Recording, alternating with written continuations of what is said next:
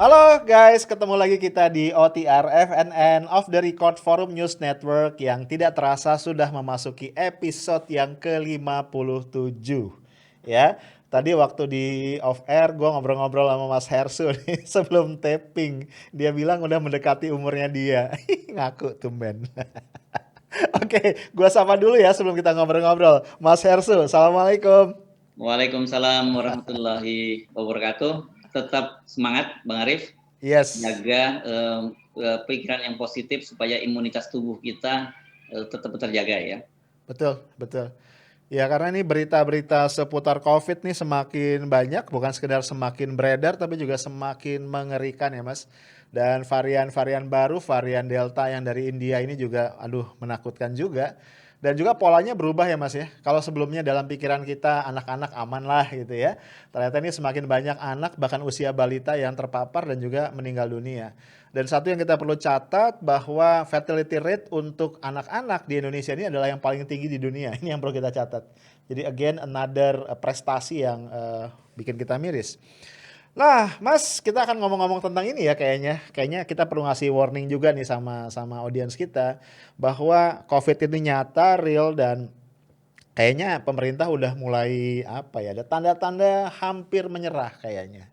Karena ini saya baca berita yang kalau kita lihat judulnya bikin kita kaget nih Mas. Ini dari penanggung jawab tertinggi kesehatan kita, Pak Menkes.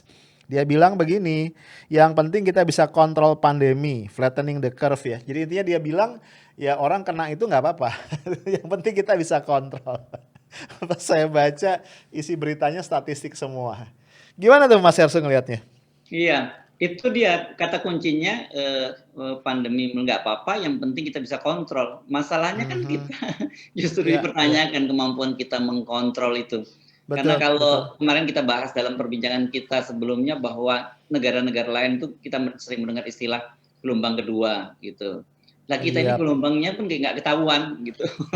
Jadi saya ngobrol-ngobrol dengan seorang ahli pandemi misalnya seperti Dr. Pandu Riono menyatakan Mhm. kalau gelombang itu kan kurvanya begini naik turun gitu ya. Nah, Yes, kalau kita betul. itu naik terus dan tadinya itu kesannya seperti kayak gunung, tapi sekarang udah jadi kayak tebing gitu. Oke, Jadi oke, itu, nah oke. itu serem dan yang seperti dan kemudian satu kontrol itu kan kata kuncinya. Kedua fasilitas Mhm. kesehatan itu ya kalau nggak Iya, salah saya baca iya, iya. beritanya dari Betul, Menteri betul. Kesehatan. Nah ini semua daerah sudah mulai berteriak ini Iya. kekhawatiran bahwa sistem kesehatan kita akan kolaps. Saya malah kemarin beberapa hari yang lalu sempat membaca, saya lupa siapa yang mengingatkan bahwa dalam 2 pekan ke depan, artinya itu tinggal sepekan ke depan ini, karena bacanya saya pekan lalu, bahwa sistem kesehatan kita bisa kolaps kalau menghadapi ledakan COVID semacam ini. Iya. Nah, yang juga yang agak saya jadi terkaget-kaget itu adalah pernyataan dari beberapa kepala daerah ya Bang Arif, Mhm. tetangga kita bukan tetangga kita, ini kan sebagian dari kita tinggal di Jawa Barat ya. Lupa ya kalau kita Jabar. Kadang-kadang lupa bahwa meskipun itu berdekatan dengan Jakarta, bahwa pemerintah Provinsi Jawa Barat kata Gubernur Ridwan Kamil itu sudah nggak punya anggaran. Gila Iya. tuh. Dan kedua, saya juga kemarin kaget karena Sri Sultan Hamengkubuwono, Kepala Gubernur Jogja, rencananya mau lockdown tiba-tiba, kemudian dibatalkan dan dalam bahasa Jawa, nah ini lagi dalam bahasa Jawa beliau menyatakan tidak kuat ngeragati, gitu. Anda ngerti Mhm. nggak maksudnya apa itu tidak kuat ngeragati? Enggak, enggak. Tidak mampu membiayai. Nah, Waduh, ini tapi pengakuan jujur waduh. dari seorang kepala daerah, Mhm. tetapi justru membuat kita menjadi khawatir karena memang kalau dengan Iya, lockdown iya. itu kan ketentuan perundang-undangan semua harus ditanggung, bukan hanya Yes. manusianya termasuk sampai binatang ternaknya juga harus ditanggung kan gitu. Itu yang Iya. jadi masalah buat kita. Nah, kalau soalnya kemudian berkaitan dengan anggaran, itu kita kemarin kan sebenarnya nggak kaget sih ya, bukan kaget, tapi kita mendapat pembenaran dari analisis-analisis dan prediksi yang selama ini dikemukakan oleh para ekonom bahwa kemungkinan Indonesia tidak bisa membayar utang. Nah, Hmm. BPK ini menurut saya jadi serius nih Bang Arif, karena BPK itu kan auditor resmi Iya, kan. iya, iya, Jadi iya. dia ngerti bener jeroannya Betul. negara ini seperti apa. Yes. auditnya tahun 2020 saja sudah dikhawatirkan Indonesia tidak bisa membayar utang. Nah, bagaimana dengan tahun 2021? Karena ini kan jadi lebih serius. Kita tahu bahwa banyak sekali utang-utang yang dibuat oleh pemerintah. Dengan realitas tadi kita jadi satu menyatakan sudah tidak punya anggaran, pemerintah daerah, kemudian pemerintah pusat dikhawatirkan tidak bisa membayar utang. Padahal sekarang ini kita tahu bagian dana-dana APBD itu sebagian besar itu berasal dari pusat. Itu yang saya jadi sangat khawatir dalam situasi semacam ini. Mungkin bagi rakyat biasa itu angka-angka yang dibacakan oleh kepala BPK itu mungkin agak jelimet ya, karena penuh data statistik kan Bang Arif ya. Betul. Tapi kalau saya ngobrol dengan para ekonom, ya berat katanya, Mas, ini sih secara technically kita udah bangkrut. Itu ada seorang ekonom gitu, Mas Antoni Budiawan, saya misalnya tanya, ini buat gimana Mas ini? Karena saya kan bukan ekonom, saya nggak paham. Jadi ini begitu jawabannya dari Mas Antoni. Iya Mas. Jadi kayak gini kita menuai ini ya Mas ya, menuai hasil dari ketidakjelasan langkah-langkah di awal. Kan di awal itu kita lihat ketika mulai merebak pandemi, memang tidak ada satu desain. Makanya seringkali kan ada orang nyeletuk ya, pandemi itu kan global ya, tapi penanganan ini lokal. Ya, bahkan mungkin lokalnya sempit banget gitu. Kita tahu misalnya kalau kita flashback ke awal, ini bukan dalam konteks menyesali ya, tapi dalam konteks kita evaluasi. Di awal itu kan justru kemudian misalnya pemerintah mengeluarkan dana 70 miliar lebih ya untuk membayar para influencer. Dan waktu itu Pak Jokowi bilang, karena ini kan China lockdown, Korea lockdown sehingga wisatawan nggak bisa ke sana. Yuk kita tarik nih wisatawannya ke Indonesia misalnya ya. Kemudian ya pandangan-pandangan lucu di awal itu kan masalah corona bisa hilang dengan nasi kucing, nggak mungkin masuk karena tropis. Oh, corona nggak mungkin masuk ke Indonesia karena izinnya susah misalnya ya. Bercanda-bercanda yang mencerminkan memang tidak ada satu pemahaman ya yang saintifik Mas tentang corona. Ini yang berbahaya ya. Ini kan kejadian yang menyangkut sains gitu ya, corona ini ya. Tapi kemudian ditangani secara apa ya? Secara main-main, lebih tepat secara politis ya. Kalkulasinya bahkan mungkin bukan kalkulasi ekonomi tapi lebih ke kalkulasi politis. Dan kayaknya kita tuai hasilnya hari ini. Ya kalau kita mau lockdown hari ini memang bayangan saya Mas itu akan sangat-sangat mahal. Sangat-sangat mahal. Tapi kalau kita lockdown di awal, again ya berandai-andai ya. Mungkin kalau kita lockdown di awal dulu ceritanya akan sangat berbeda. Mungkin Mas masih ingat ya, bahkan di awal itu kita konyol sekali, kita berdebat ya. Sempat Pak Presiden bilang darurat sipil atau apa segala macam. Jadi istilah saja tuh kita berdebat Mas di awal. Ini kan yang konyol ya. Sementara negara-negara lain itu mati-matian sudah menghadapi secara real virusnya.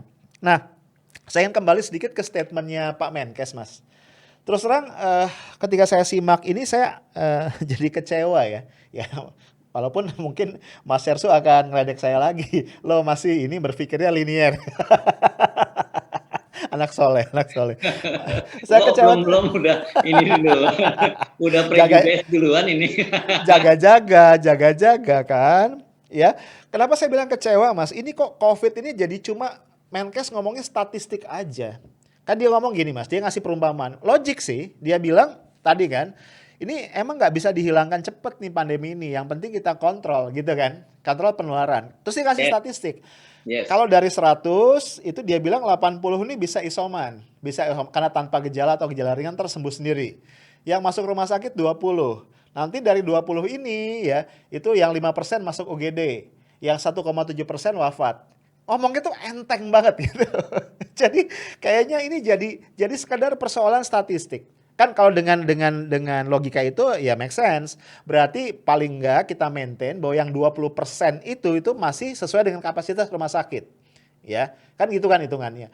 Tapi masalahnya gini loh, yang saya harapkan dari seorang menteri atau seorang pejabat tinggi itu adalah satu argumentasi yang lebih komprehensif. Maksudnya gini ya, kalau dia bilang tadi kita harus maintain yang 20% ini supaya rumah sakit bisa catch up dengan itu, ngomong dong, terus pemerintah tuh mau ngapain gitu loh.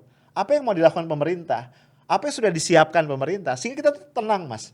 Jadi saya tuh berasa begini ya, ini kayak rumah ya. Terus ada orang ngelempar bom molotov gitu ya, terus pergi. Pokoknya ini situasinya ya, lu pikirin deh. Ya harusnya dia ngomong dong, pemerintah terus ngapain? Nah iya sih, kemudian dia bicara ada 4 strategi ya. Dia bilang 3 strategi di hulu, 1 strategi di hilir. Yang di hilir ini kata dia tadi pengobatan, perawatan bagi yang udah sakit kan. Kita tahu di sini nih para nakes kita ini udah berjibaku dan udah habis-habisan. Karena terus ngalir dari hulu kan.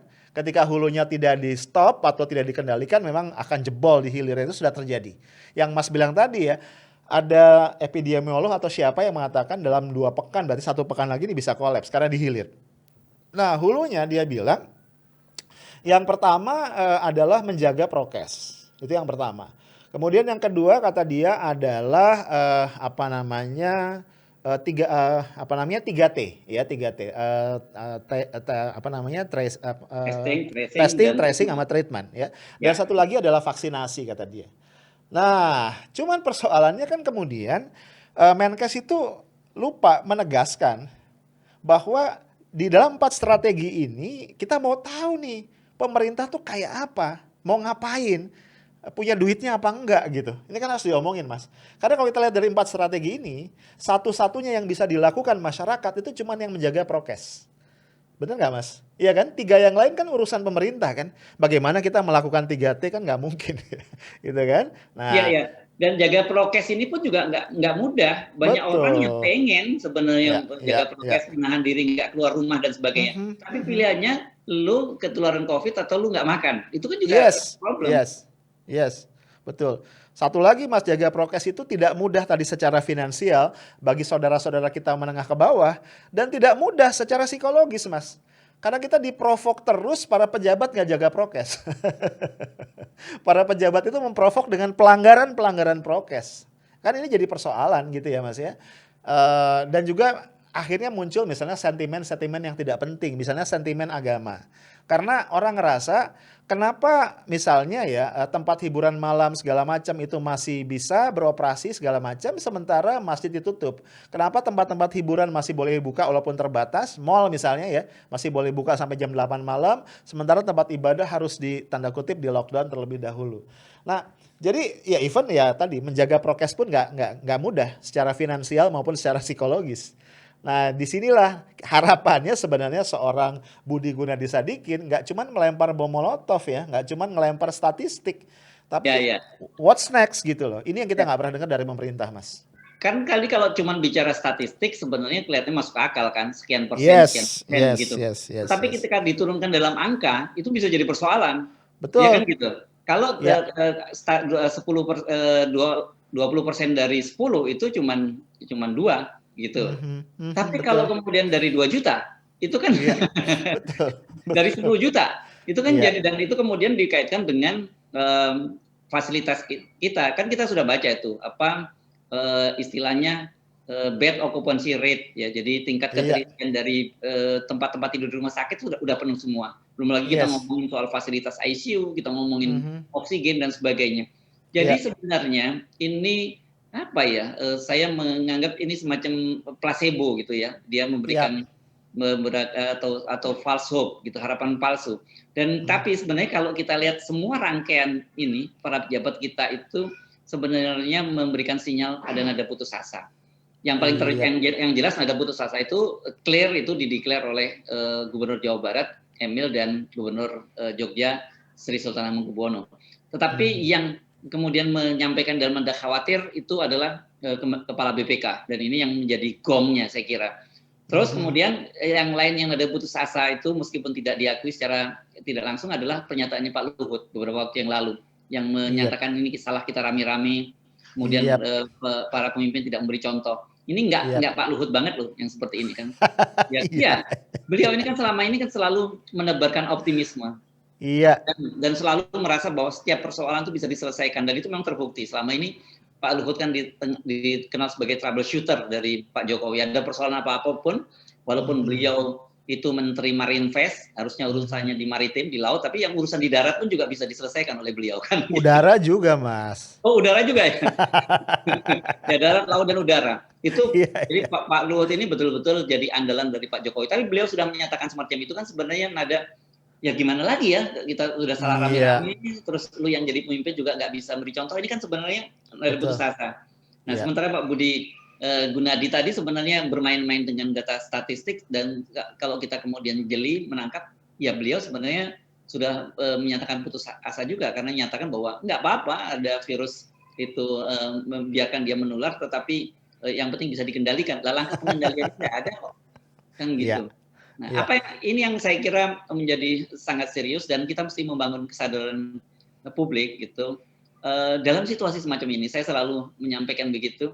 Kalau kita masih terus saling menyalahkan, nggak ada gunanya mhm, juga gitu, iya, iya, Bang Arief, ya kan? iya, Kenapa menyalahkan rakyat, menyalahkan pemerintah? Ya sudahlah, terimalah risikonya gitu.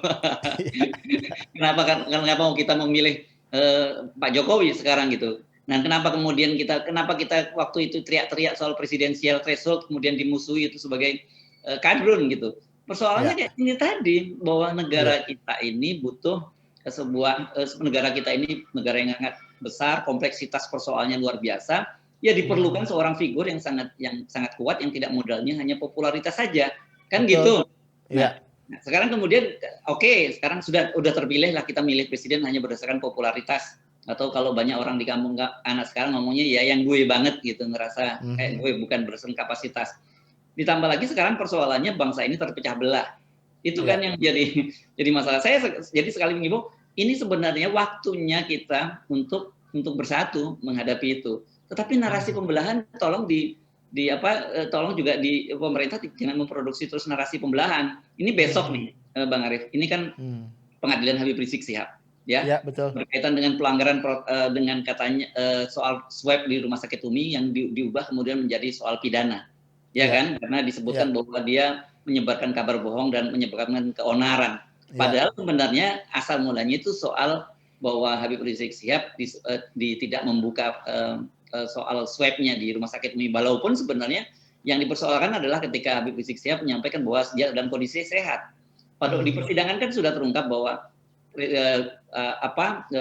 Habib Rizik Sihab menyatakan bahwa waktu itu dia belum tahu hasil swab dan dia merasa tubuhnya sehat, kan gitu. mhm, Dianggap ini iya, iya, menyembunyikan, dan banyak sekali kan menteri-menteri lain yang melakukan semacam itu. Pada iya, sidang sebelumnya, misalnya kenapa hakim pada kasus Petamburan dan Megamendung itu memberikan vonis yang ringan, terutama Megamendung, karena menurut hakim, dalam amar putusan hakim tidak terbukti menyebarkan kabar bohong dan kemudian ada diskriminasi. Jadi mhm, menurut saya ini sebenarnya pintu masuk nih yang bagus buat pemerintah gitu. Saya mendengar misalnya akan ada masa dari Habib Rizik Sihab yang akan datang berbondong-bondong mendukung mhm, Habib Rizik. Ini menurut saya juga bisa bisa bisa mengerikan juga kalau terjadi itu, karena iya, situasi Jakarta kan sekarang sedang pembatasan yang luar biasa, tiba-tiba berbondong-bondong mendukung Habib Rizik Sihab, nanti orang Islam lagi yang disalahin lagi gitu. iya, iya, iya, Nah, kalau besok itu misalnya katakanlah Habib Rizik Sihab itu divonis bebas dan sebagainya, divonis bebas dan kemudian diikuti dengan langkah-langkah yang lain berupa rekonsiliasi, menurut saya itu akan sangat sangat bagus. Udah dong, mhm, ini dalam situasi begini kita tahu kok bahwa ini gawat situasinya karena iya, technically iya, negara bangkrut. Jangan iya, terusin gitu, jangan terusin terus pembelahan, kita bersatu. Nah, iya, caranya siapa yang mulai bersatu? Ya penguasanya yang harus mulai bersatu. Yang lain iya, nurut kok gitu. Itu betul, sih saya ngelihat jalan keluarnya Bang Arief dalam situasi semacam ini. iya. Eh, Cuma again, kayaknya nggak tahu ya seberapa pesimis kita seberapa optimis kita bahwa pemerintah akan mengambil jalan itu ya, Mas. Karena Nah, itu saya dia. Hmm. agak ragu begini, tadi kan Mas mengaitkan sama persidangannya Habib Rizik. Kekhawatiran kita mengenai tanggal 24 besok itu kan dimulai dari statement bodohnya jaksa ya, statement yang tidak penting, yang ada kaitan sama kasus gitu ya. Ya menghina sekali memang, ya sederhana sebenarnya bahwa gelar imam besar itu isapan jempol. Ini kan yang jadi persoalan ya. Saya tuh nggak yakin Mas, sekelas jaksa itu sekedar keceplosan gitu, itu saya nggak yakin. To be honest ya, kayaknya saya nggak percaya kalau itu adalah keceplosan. Saya khawatir memang ini bagian tadi dari ketidaksadaran rejim dan penguasa bahwa mereka nggak bisa lagi sepede itu, bahwa mereka bisa handle this problem, the big problem. Jadi akhirnya mereka nambahin musuh, nambahin apa orang-orang yang berseberangan, bukan kemudian merangkul untuk menyelesaikan persoalan. Saya membayangkan ya Mas, ini berandai-andai kan boleh ya dalam konteks kita mencoba untuk sedikit keluar dari masalah. Saya membayangkan ya, kalau pemerintahan ini rejim ini cerdas ya, orang seperti Habib Rizik ini kan influencer yang dahsyat Mas. Betul ya Mas ya? Dia ini influencer yang dahsyat. Kalau misalnya dia bisa dirangkul, dia ini bisa jadi duta untuk banyak hal, termasuk untuk COVID, Mas. Bayangan saya begitu. Ini kalau Habib Rizik dirangkul, satu negara nggak keluar biaya ya untuk mengkriminalisasi beliau ini kan biayanya gede ya, Mas ya. Persidangan berbulan-bulan ditahan sejak akhir tahun lalu. Menurut saya, waduh nggak tahu berapa banyak tuh energi yang udah dikeluarkan oleh negara sekedar untuk ngurus seorang yang namanya Habib Rizik Syihab. Belum lagi keterbelahan yang terjadi karena pendukungnya merasa dipojokkan segala macam. Nah, kalau bisa bisa itu dihilangkan, Habib Rizik ini kembali dirangkul, wah bisa jadi kolaborator yang dahsyat sebenarnya untuk membantu kesulitan pemerintah. Yang sudah proven ya hampir tidak mampu menangani masalah. Jadi kadang-kadang tuh saya mikir gini ya, kita kan sederhana aja berpikirnya. Kalau saya nggak mampu bergerak sendiri, harusnya saya kurangi musuh lah gitu ya. Musuh itu saya kurangi, terus saya cari temen ya, saya cari sobat gitu untuk membantu saya gitu. Ini kalau kita lihat pemerintah tuh malah nambah-nambahi musuh. Satu yang mungkin pemerintah luput juga menghitung, saya juga nggak tahu ya. Ini sejumlah pendukung setia pemerintah, Mas, itu sudah balik kanan. Iya kan? Sudah balik kanan karena memang ngerasa waduh proven ini nggak bisa diharapkan lagi. Ini daripada kapalnya karam saya ikutan karam nih saya tobat sekarang gitu. Nah ini yang kayaknya nggak tahu dia disadari apa enggak. Kalau saya boleh tambahin sedikit, Mas. Tadi saya katakan ya, sebenarnya kan persoalan masyarakat itu bukan sekedar persoalan nggak bisa stay di rumah karena nggak ada duit, tapi juga persoalan tekanan psikologis. Tekanan psikologis itu ditambah lagi dengan melihat kelakuan dari para elit politik. Apalagi kalau kita baca liputan majalah Tempo kemarin kan, majalah Tempo yang terakhir tentang malu-malu ronde ketiga. Itu saya pas baca, ups gitu ya. Bagaimana di tengah tangan-tangan istana juga bermain di dalam konspirasi untuk menggolkan 3 periode. Akhirnya rakyat berpikir kan, ini COVID nggak selesai, krisis ekonomi sedemikian parah, kok Anda nih malah mikir 3 periode gitu. Ya, bahkan kan kebaca Mas strateginya ya. Instead of 3 periode lewat pemilu ini kan repot ya. Tetap ada resiko kalah gitu ya. Mendingan kemudian diupayakan untuk memanfaatkan COVID, menunggangi COVID, menciptakan situasi kedaruratan dan kemudian argumentasinya adalah perpanjangan nanti masa jabatan presiden karena alasan kedaruratan. Saya membayangkan ya ini perasaan pikiran rakyat yang sedang dihantui COVID ini tambah hancur lebur lah kira-kira begitu. Dan ini kayaknya ya tadi ya, kayaknya kita nggak bisa berharap banyak kalau sudah begini. Gitu Mas Erso. Saya sih sampai pada satu kesimpulan, Anda nggak perlu khawatir tuh soal ide penambahan 3 tahun atau 3 periode.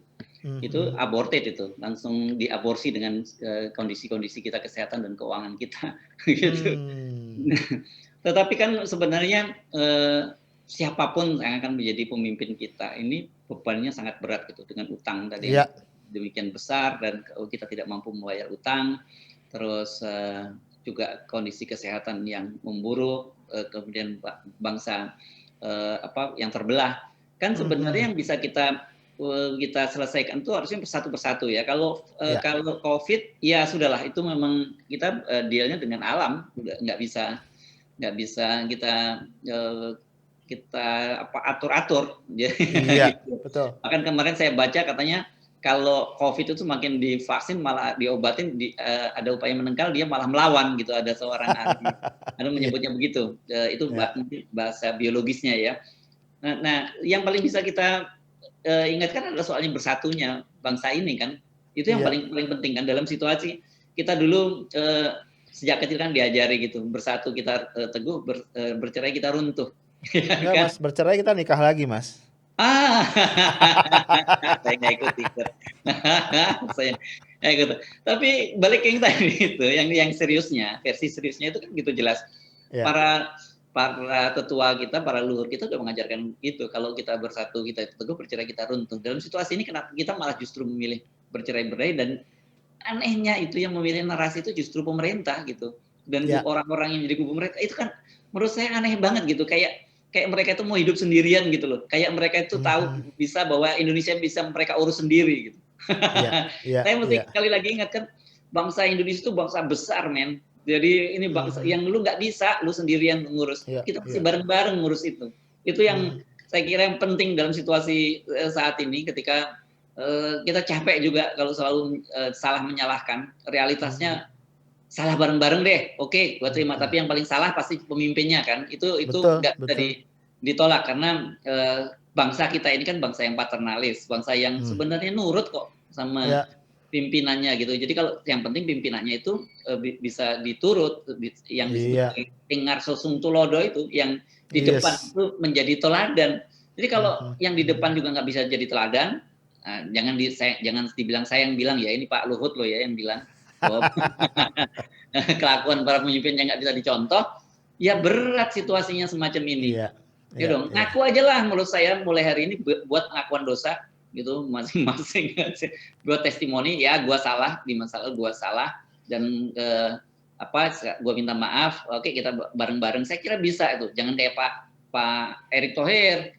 Pak Erick Thohir baru saja ngelaunching obat cacing untuk COVID, kemudian yang disalahin orang lain yang dibilang melintir gitu. Jadi nggak boleh Ya, begitu ya, lah. ya, ya, Salah ngaku ya, salah aja. Kenapa sih? ya. Gitu. Bangsa ini bangsa yang pemaaf kok gitu. Pemaaf dan pelupa juga, Mas. Nah, itu kan bagus. Enak tuh orang lupa itu nggak ada hukumnya kok. Gitu. Jadi sebenarnya Mas kalau mau mulai ya, ini saya pengen namain, sebenarnya ada langkah-langkah sederhana yang bisa dimulai ya Mas ya. Ya. Menurut saya kan masyarakat itu kan butuh bahasa simbolis, ya kan? Nggak bisa bahasa verbal aja. Bahasa non verbal kan bagaimanapun dampaknya jauh lebih powerful. Satu, menurut saya gesture pemerintah terhadap Habib Rizik harus berubah.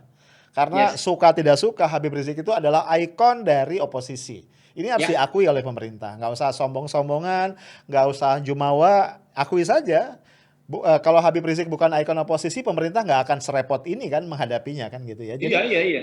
gestur terhadap Habib Rizik harus diubah, itu satu. Yang kedua, saya membayangkan Pak Jokowi itu tampil kemudian mengatakan saya membatalkan rencana ibu kota baru. Nah itu dahsyat Mas. Dampaknya akan turunannya ke budget apa segala macam. Nanti budgetnya difokuskan untuk COVID kan gitu kan. Itu yang kedua. Yang ketiga, bayangan saya adalah saya akan mengajukan perubahan anggaran di mana saya akan mengurangi atau menolkan anggaran infrastruktur dan kemudian memaksimalkan anggaran kesehatan. Nah, ini bayangan saya sinyal yang dikirim tuh akan sangat-sangat kuat gitu kan. Ya, ya. Nah, cuma Oke. saya nggak tahu nih political will-nya kayak apa. Oke. Itu kan langkah-langkah teknis ya. Sebenarnya Ya, ada teknis dan strategis sih, tapi ada sebenarnya langkah yang menurut saya simbolis dan dampaknya itu sangat besar. Itu saya membayangkan, ini bayangan saya. Mudah-mudahan bisa dipikirkan oleh pemerintah. Kalau ya. besok Habib Rizik Syihab divonis bebas dan kemudian diaturlah bagaimana Habib Rizik Syihab seolah-olah menyatakan bahwa dia ingin beraudiensi dengan presiden gitu ya. Jadi jangan Ya, kan kalau datangnya dari Habib Rizik Syihab, presiden nggak kehilangan muka. Audiensi kemudian diterima oleh Pak Jokowi, nggak usah di ruang resmi, katakanlah di tempat yang kelihatannya informal. Ini kan waduh, dampaknya menurut saya sebagian besar dari persoalan bangsa itu bisa terselesaikan gitu. betul, betul. Nah, ini menurut saya menarik kalau sampai bisa itu terjadi, Pak. Divonis bebas sehari kemudian, tidak harus besoknya gitu. Kemudian Habib menyampaikan statement ingin audiensi dengan Pak Jokowi dan kemudian bertemu dengan Pak Jokowi. Menurut saya ini akan menjadi satu momentum yang sangat bagus. Benar, kita tidak bisa menyelesaikan utang negara. Benar, Ya, tidak bisa betul. menghilangkan COVID.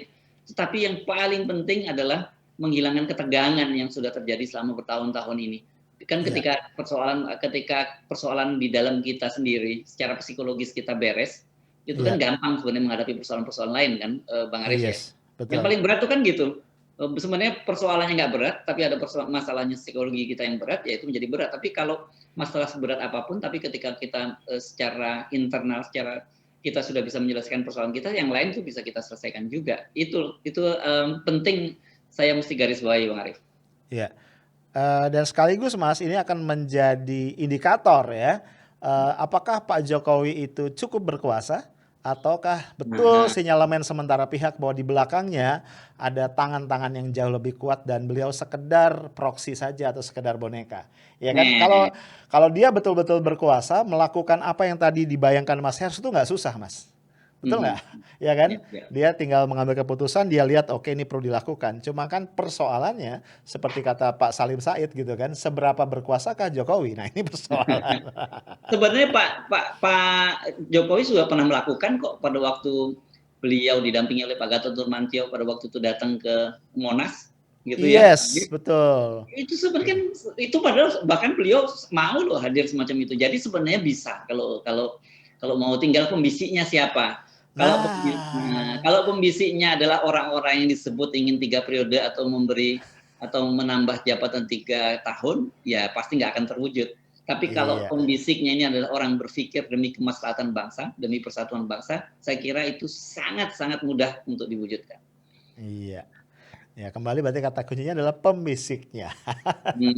Ya. Baik, Mas Hersу kita tiba di penghujung ya, kita hanya ingin mengingatkan in the end of the day, ya kita harus jaga ya, karena bagaimanapun kita belum tahu nih ya, apakah pemerintah kemudian akan bergerak lebih konkret untuk menyelamatkan bangsa ini, terutama dari pandemi ini, tapi in the end kita akhirnya harus menjaga diri kita dulu ya.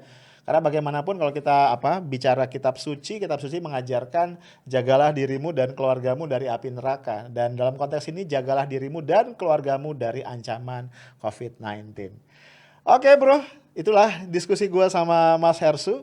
Sorry kalau di ujung agak-agak menggantung ya, karena memang persoalan kita kompleks dan harus kita kerjain bareng-bareng, harus kita beresin bareng-bareng. Tapi apapun itu, sesuram apapun, ingat di ujung lorong pasti ada cahaya. Karena itu jangan pernah berhenti mencintai Indonesia, karena Indonesia adalah punya lu, punya gua, dan punya kita semua. Assalamualaikum warahmatullahi wabarakatuh. Waalaikumsalam warahmatullahi wabarakatuh.